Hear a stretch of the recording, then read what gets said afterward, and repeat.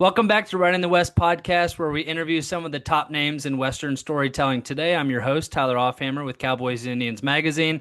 And today we're diving into a film that hits close to home for many in the ranching world, a new thriller called Thieves Highway, which opened and released limited theaters on December 12th and on video on demand December 16th. It confronts the very real crisis of cattle rustling, which continues to devastate small family operations across the West. And as the film shows, cattle theft remains shockingly widespread and almost invisible to the public eye, even though families are losing these generations old farms. Joining us today are three people who brought Thieves Highway to life: director Jesse V. Johnson, screenwriter Travis Mills, and star of the film Aaron Eckhart. Jesse, Travis, Aaron, welcome to Ride in the West. Thanks for having us. Thank you for having us. So, Jesse, start us off here. I've read that you said Thieves Highway was born out of your shock at how widespread cattle wrestling still is today. What was the moment where you realized this topic demanded to have a film? It's a couple of stages. I read the script. It was a very, very original setting for an action movie because I hadn't seen it before. And as filmmakers, we're always looking for a fresh way to tell a familiar story.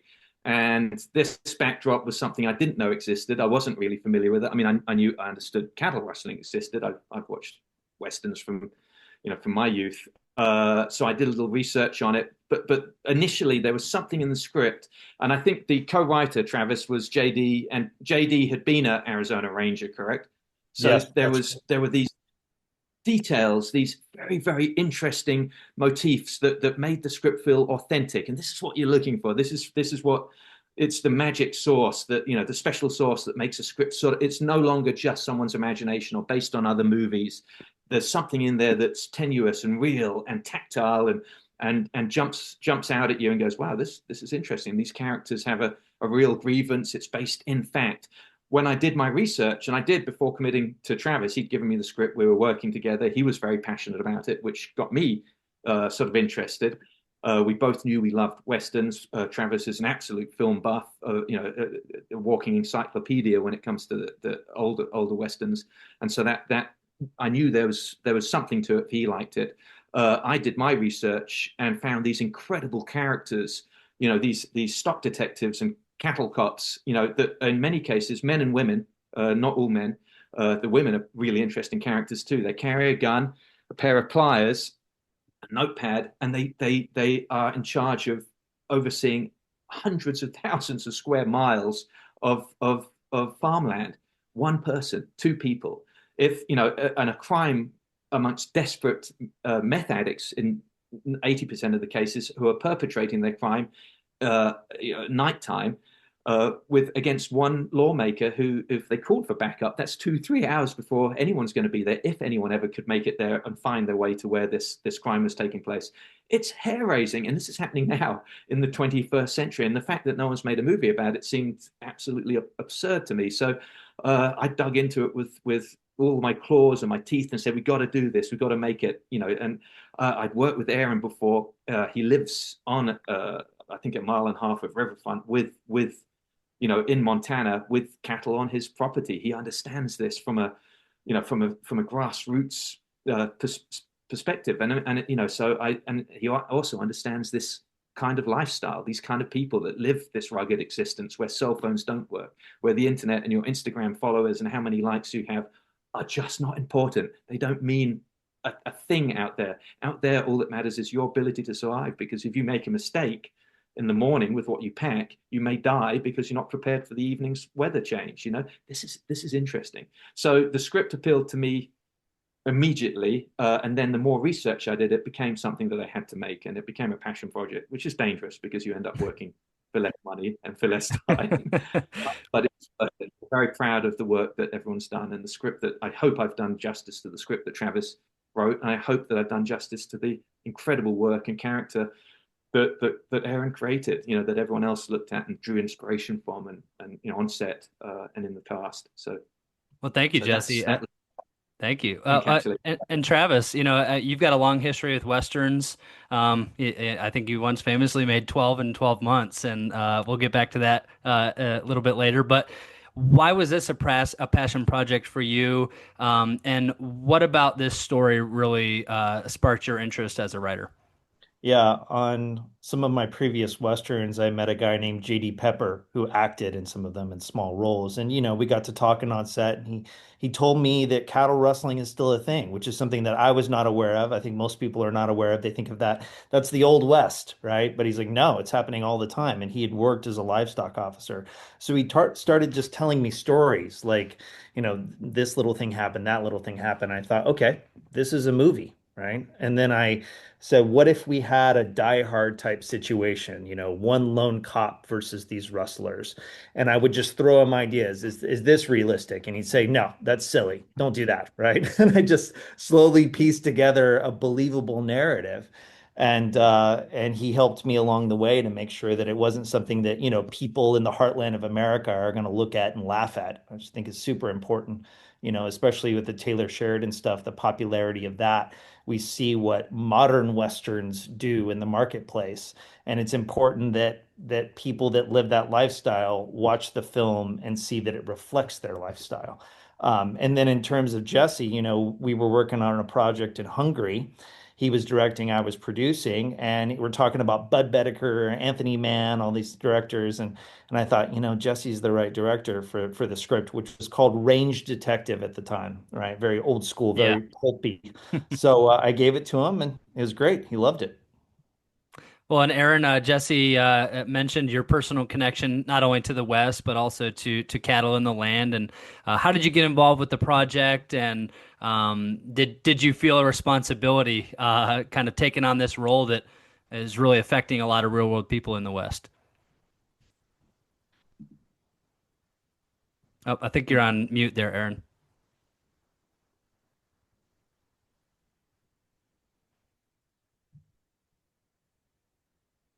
Sorry, guys. Oh, you're great. I'm new to all this. Um, yeah, I do. In fact, just listening to all of this, I do feel a responsibility because they're my neighbors. I just live out in the middle of ranches. I have a ranch myself. I have cows, and all that sort of stuff. And believe me, I get ribbed for it. But I hear the stories and live the stories. So it's important that it be authentic. I was talking to my neighbor who's a legacy rancher out here. He's got 10,000 acres. He's got, I don't know how many hundred head he's got, but and he doesn't have any fences on his land on the county road. And so all the cows and the calves are on the county road all the time. And so I said, hey, Lee, you know, you ever get cows stolen from you? And he says, yeah. And I talked to the sheriff, and what they do is they bring a panel van out on the county road here, which is in the middle of nowhere, and they just load up a calf and then take them to the auction and sell them for, cash, and then that's what they get. Then they go buy drugs with it. Wow. And I had just talked to my local sheriff, and they had just arrested 2 or 3 guys for that recently. So it happens, and yeah, the idea of the unfortunately that because of more people are moving out here and all that sort of stuff, and they don't know the rules, and the codes are getting they're getting confused, and so all that's going away. That's sort of the American West, and the simple code that it relies on.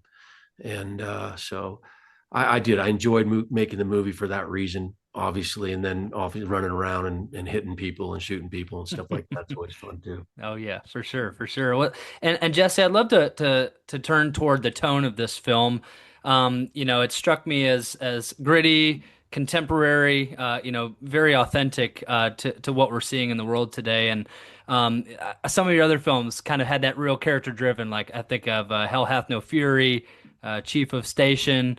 How did you adapt your style to this more contemporary crime story, especially one that's got this more Western edge to it? Uh, I don't feel that I have a style. I would certainly never let anything egotistical guide a script or a film. I make it the best possible film I can. And in this case, it demanded that I do my research. It demanded that we look into what these guys wore, what kind of trucks they drive, what kind of firearms they carried. how expert they are, how often they get into gunfights, if ever. You have to do your research, and you do your research, and that becomes ultimately the style of the movie. So it's all dictated by on a film by film basis style. There's techniques that I use that I certainly carry from one picture to another, which should be immersing myself in the practicality of what's going on. If we're dealing with a film about large plots of land, you want to make sure that you're set. We had scenes in this movie where the camera on the left edge of frame to the right edge of frame was over a mile, with the actors inside it. This is a big stage. We've got to go 2 miles to get to the trailers where they are, where the actors are coming from, where we have to eat lunch. So everything becomes huge. The toys that we have are 3 trucks towing huge cattle trailers with cattle in them, and so you're playing with an enormous toy box, cows, horses, saddles, stuntmen, all of this. There's a lot going on, and that ultimately dictates how the film looks, where you're going to put your camera. You're not going to shoot it in the same way that you're going to shoot a kitchen, an argument in a kitchen. So it comes across as looking gritty. It comes across as looking, like a throwback to Western, because ultimately, that palette is what you're dealing with, and it's very exciting. By the way, it's really fun. It was really an honor to do this, but it takes an actor with a lot of energy because you're covering a lot of real estate. And Aaron is so driven and so physical and so committed.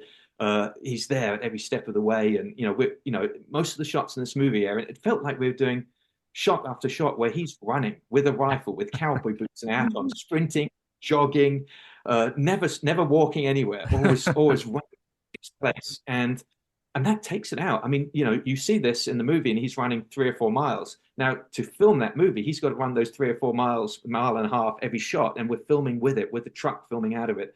The guns are real, practical. We had to wear earplugs. We're shooting full loads. I blew my hearing out, firing a 12 gauge to cue one of the gunfights in it. I mean, you get in there, and with the actors are in that, they were watching. It's very safe. They've rehearsed it, they've choreographed it. But if anything goes wrong, you lose a finger, you lose an eye, you lose your hearing.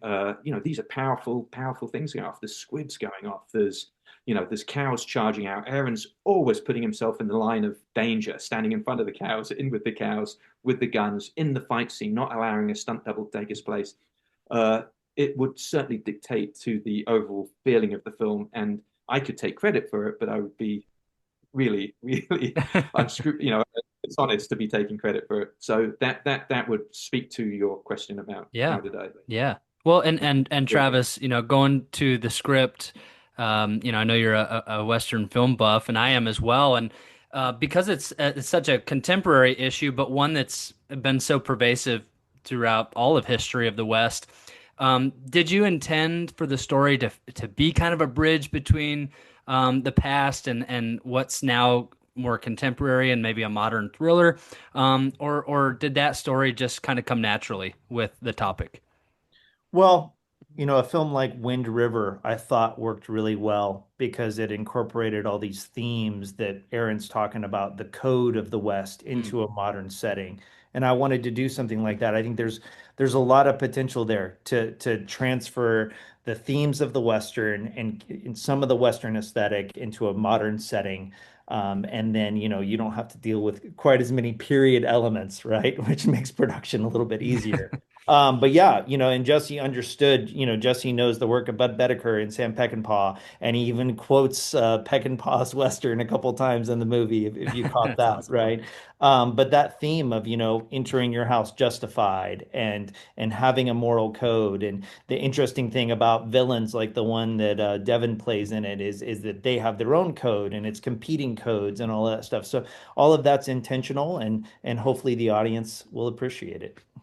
Thank you. Yeah, and Aaron, like Jesse said, I think what struck me the most, even just looking at the trailer when I first saw it, was it's full of physical action, and a lot of violence and fighting, and I'm sure you were worn out, but there's also these moments too of this really intense emotional weight, because your character is one that's at the center of this world, sees all sides, sees all victims. How did you balance all that energy and physicality with the emotional side of that character? Well, what attracted me to it was the character. Is it's a very lonely job. The West is lonely, Yeah. and you have an older man who has no wife, has no family, lives by himself, has a job where he travels. He's out there with this code. He's probably one of the only people that actually believes in the code anymore, and it's a code that's passed on from generation to generation. That's what I initially was attracted to the character by. There was this idea of his loneliness and where he's ended up in his life, and is he happy with it? Is he content with it? Does he want more? Would he like love? What happens if love comes into his life? I think a lot of men struggle with that very question, and struggle with loneliness, and that's why people move into the city, or and then and having his partner who's ultimately murdered, but he's leaving him, too. So life is very transitory. I like that loneliness of the West. It's inherent in the American cowboy. Mm. The man on his horse with his gun in the prairie, and that's disappearing. And so I like that about the film. It's settled the film down. There is a lot of action, but the film also has to have a counterweight to it, and that was what I liked about it. Wow. Wow. Well said. Well said. Well, and Jesse, you've directed Aaron before, and you mentioned that, you thought immediately of him for this role. What made you confident he was the right guy, and what did Aaron bring to that character that maybe no one else could? Uh, there was so much that I felt Aaron would understand about Frank inherently, be sympathetic with. Flaws, but also the good things in his character, the sense of justice, pushed to the very, very, very edge of human, discipline, and almost breaking in that final scene, almost letting the guy hang, but then pulling back, and ultimately his moral code taking over. And Aaron and I have had many conversations about this, and it's the kind of leading men that we want to see, the kind of stories that we want to tell, deal with someone pushed to the very limits, not only of their physicality, but of their personal code. They're pushed and are able to almost go into the dark side, but then come back from it because ultimately we were both optimists. And this I love, and this is important to this, and I think it's an important part of storytelling. It's lost. We tell us a lot. There's a lot of dark stories out there. And, I watch a tremendous amount of movies. There's a lot of films without a moral code, where, they're based on the desire for money, for pure revenge, for bloodlust, and it gets boring to me. And there's something wonderful about a man who lives by a code and gets pushed and slammed and shoved by society, by big government, by his position in life, by the lack of money, but still manages to stick to that code, that ethical, matrix, and I like it, and I felt that may appeal to Aaron, and I hoped it would. And there are other facets of Frank that I thought he'd find interesting to portray. He's an artist. Aaron is a creative artist. He creates. This is acting. Actors are not the people that play. They are creative souls who are looking for something that they can bring their creativity to. And I felt that Frank as a character had some of those beats and moments and elements that Aaron might find attractive. So for me, working with him is a given. To work with an actor like Aaron as a director is wonderful. It's the pinnacle of professionalism and Well, plus, Jesse, sometimes you just like acting with people. You like working with people you like. And that's Yep. has a lot to do with it. The fact that Jesse and I had a good time on Chief of Station, and it was an easy yes. It was like, what do you want to do? Let's do something again. It's fun to be able to anticipate going to work with somebody you like and that you have a relationship with and who you trust. Hmm. And so that makes things very easy. Well, and Travis, they both spoke about the code and these it really harkens back to a lot of, different Western influence from Wayne and Eastwood and even on into some of the older, Jimmy Stewart's and all of that. And um when you were writing the script and figuring out who this character Frank was, were there any specific inspirations for you? And how do you separate your stories from those that have come before? I think I don't think about it. Like Jesse said, I'm not self-conscious about my style, right? I just trust my instincts and also look at real life as reference. I looked at JD Pepper as a reference, right? And I think that that will always lead you the right way, not referencing back to films, right? But referencing real life. And like Aaron said so well, loneliness is part of the West. And I'm probably attracted to writing lonely characters as much as he is to playing them. And yeah, I just trusted my instincts all of the way and JD's advice. And So, writing is such a lonely art in itself, uh, isolated art. So there you go. but it's nice because unlike being on set, you don't have anyone telling you what to do, and then you give them the script, and then they do whatever they want with it. Well, and I think, correct me if I'm wrong, Travis, you said you reached out to Jesse about making this film. Yeah. Can you talk about that process and why you thought Jesse would be a good director for this? Yeah, well, saw him directing on the Pendragon Cycle, which was the Mm. TV series we were working on in Europe. And, we're riding to the medieval set every day in a van for 45 minutes. And you get to talking and talking about movies. And obviously, I respected his previous work a lot. And yeah, I just said, I had this script. Are you interested in reading it? You ready? He said, it's quite good.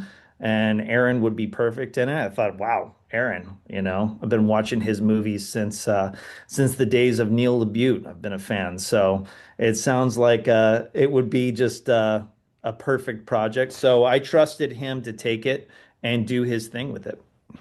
That's great. And Jesse, so much of the character of these Westerns is the location, the landscape.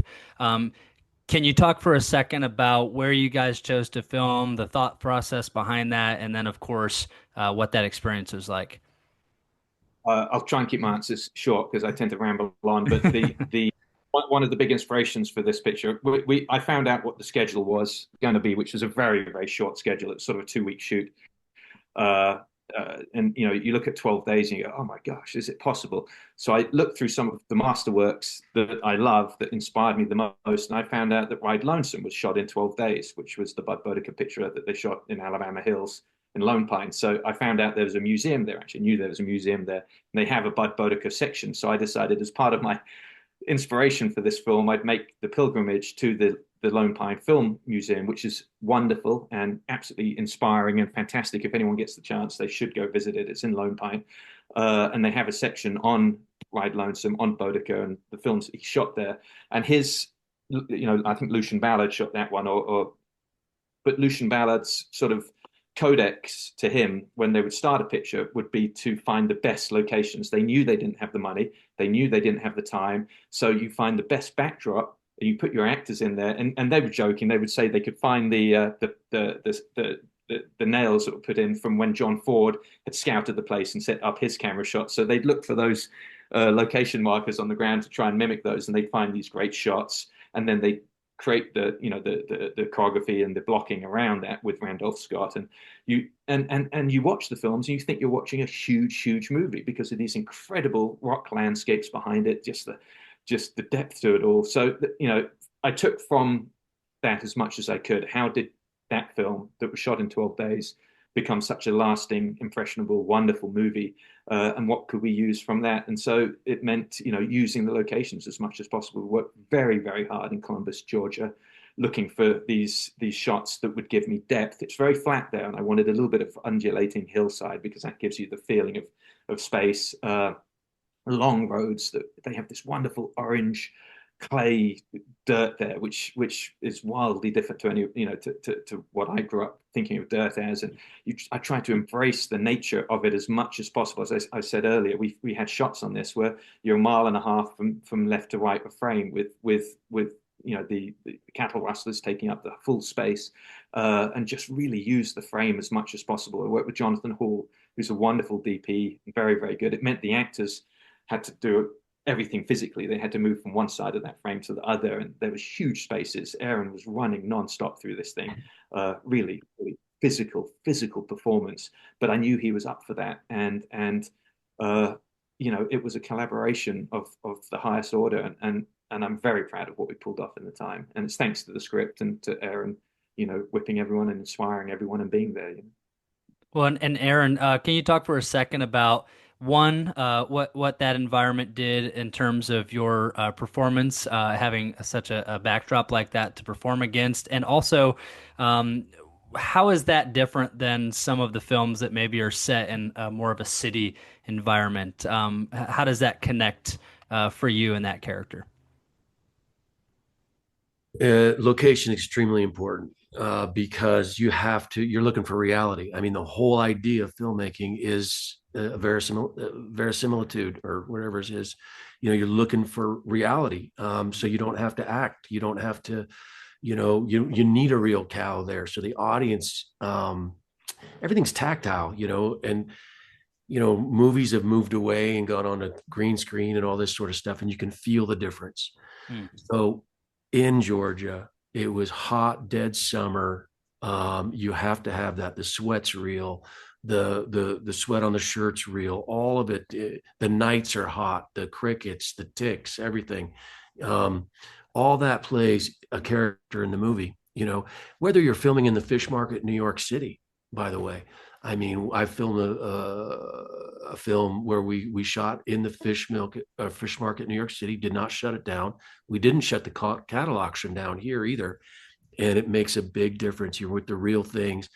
I know Jesse knows we were there, that the cows were crying and barking and, the whole thing was just a symphony of noises. And it helps the film because you forget that you're acting. You forget that guy that's across from you is an actor. You don't hear action. And that's the whole thing about what Clint Eastwood does. He doesn't call action. He just wants you to just live it. And so all that helps, and it takes the burden off the actor because he doesn't have to use his imagination because it's all right there in front of him. Yeah, yeah, and Travis, switching gears just a little bit here, because I know you didn't have to worry too much about locations when you're writing the script, but you've done a range of films, written a range of westerns from small budget, large scale, and everything in between. And when you set out to write this script, did you have more of an independent focus in mind? And now being able to see the film complete, how matched up was it with the vision that you started out with? Yeah, it was a little bit different. The original script was set in Arizona, so it had a little bit more of a rugged Arizona landscape in mind. Places that I've been, like Show Low and Eastern Arizona and Western New Mexico. But Jesse really wanted to set it in Oklahoma, right? And it made sense to shoot it in Georgia. So that's how it goes. Things get reimagined. The important thing is when you hand over the script to the director that you trust him or her, and then you say, "Hey, it's your baby now. It's not my baby. It's your baby. Good luck." There you go. And Jesse, when you had to take those moments and say, "Okay, we know where it's set in the script," and you're balancing and juggling everything else of obviously budgets and time constraints and things like that. What freedoms did the independent model give you, but also what challenges did it present? You have ultimate freedom when it comes to the art involved and change and writing whatever. The one thing no one liked was cowboy hats. They kept coming and poking me in the back and saying, "We told no cowboy hats. Apparently, cowboy hats are bad for foreign distribution." So it was a battle every day to keep the cowboy hats in. Because obviously, I love cowboy hats. I wear a cowboy hat. I wanted them. It's as honest and as real and as authentic as it should be. And it was a battle. That was the only battle. The other side of that coin, the other face of Janus of independent film is you have no money, you have no schedule, so you have freedom, but you don't have time. So it's on a film like this, we thrived. We did what we wanted. If Aaron and I wanted to change the line, we changed the line. If we wanted to change the location, change the location. As long as we colored within the financial framework, we were okay, as long as we didn't go over budget. So there is freedom, but you're ultimately curtailed by, by how much money there isn't. I was just thinking about early on, you mentioned the cattle market. It was a fascinating thing because usually when you film at a real location, people are looking, they're getting involved, they're trying to see what's going on, they're yelling, "Hey, mom," that kind of thing. But the cattle market, we discovered very quickly, is a hallowed ground. These people are there selling, their livelihood, and the people that are buying their livelihood. This auction was going on, no one noticed. The cameras were rolling, we had Aaron there, and these people were going by completely disinterested because they were utterly focused on what was going on. And that for me, that impressed me. That was something that was rather interesting. I hadn't expected it. I thought we were going to close the place down because they've got a star in their midst. They didn't care. They were focused on this, because that was their whole livelihood for the last year, 6 months. And that whatever that brought in that auction was going to dictate how they lived from that point out. And this is interesting. This is not a small thing, and it left a little mark on me, that shooting that scene. Wow. Yeah, and I have a question I'll get back to. I wanted to ask Aaron before I move on from, you've run the gamut of films in your career, and at this stage, what's the goal when you choose these projects? And I feel like in this one too, it's much more of a real world issue. It's much more character driven. And what about this particular film really sets you on a path toward becoming Frank? I just want to have fun. I don't want to be hassled. I'm 57 years old. I've been doing this for a long time. I just want to work with people I like, and do interesting things, and that have heart, that have meaning, that, the American West is very dear to me. The idea of freedom, the idea of survival, the idea of a man, providing for himself and his family, and what you do when somebody tries to take that away from you. I love the history of the American West, and it's important to the entire world as well, because it's important that the whole world's, wherever you go in the world, whether it's Beijing or you go to Europe or wherever, people have a certain idea what the American West means, what the cowboy means to them, because it always has a place in their heart. But basically, I just want to run around, grunt, throw some punches, and shoot some people. Well, and I'm sure a lot of our audience will love to see that too. Travis, going back, and I want to get to, the implications of a film like this. Did you set out, when you started writing this story, to say something about the American West? And even if you didn't, what do you hope it does say when people watch this film? Well, one thing is, Westerns these days, a lot of them are just all style, all flashiness. They've forgotten what the Western genre is all about. It's all about the thematic nature, the code, right? The conversation of code, the conflict of code. Jesse gets that. Aaron gets that. So thank God people like these guys are making Westerns, modern Westerns, right? And I hope that the more films like that, the film I just released, Frontier Crucible, reminds filmmakers this is what the Western's really about. And that it also gets the audience to talk, even just a little bit for 10 minutes after the movie, about our country, and are we holding on to our values, right? Do we care about fairness? Do we care about doing the right thing, standing up when we should, when everything's telling you to back down? So I just hope that it puts those thoughts in their heads, and they walk around with them for a few days. Yeah, and Jesse, you mentioned, how important the cattle auction, and obviously the whole story behind this film, cattle rustling, is to these real families and ranchers in the West. And you mentioned that it kind of became a mission and a passion project for you. And what do you hope these ranchers and these families think or feel after watching the film?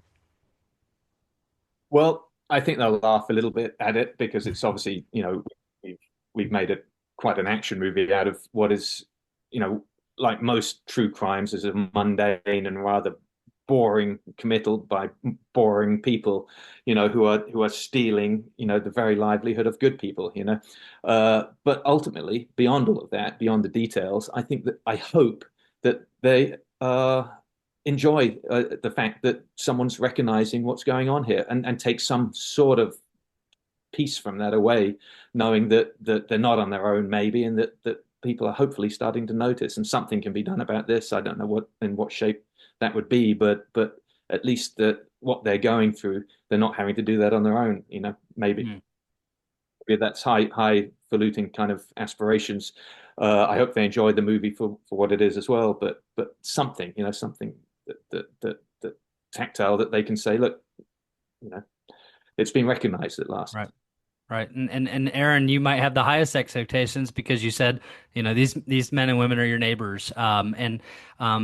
Did any part of taking on this role hope to bring awareness to this issue? And now having made the film, what changes might art be able to make? I don't know. I have my neighbor Wayne. He's an old cowboy, Bronco cowboy. He runs cows his whole life. He was a logger. He's just gonna laugh at it. But he's got some good stories. Whatever movie you're doing, if you're playing a cop or a doctor or a cook or whatever, you just want those people to look at it and go, I believe that you can hold a gun. That's the right way to hold a gun. That's the right way to cut vegetables, to do open heart surgery. You just want to make them say, you want them to say to you, yeah, I see you put a little bit of work into it. You had respect for what I do. Mm-hmm. Absolutely. That authenticity. Yeah. Yeah. Well, thank you so much for your time today. I know that you guys have been busy running not only the gamut of publicity, but already probably onto the next project or two. And we at Cowboys and Indians appreciate having you on. And remember, listeners, Thieves Highway released in theaters December 12th and video on demand December 16th. I'd love to ask, just as a final question, little fun one, what's the favorite Western? And Travis, you're the resident Western buff. Let's get started with you. The Tall T by Bud Bedecker. Why that one? It's the bone marrow of the Western. It's the essay on what the Western is all about. Great choice. Jesse? It's an easy one for me. It's the Searchers. It's the greatest ending to a movie. Beautiful. It's I adore the film. I return to it every few years and study it. It's a passionate affair between me and the Searchers. I love that movie. Beautiful. Aaron?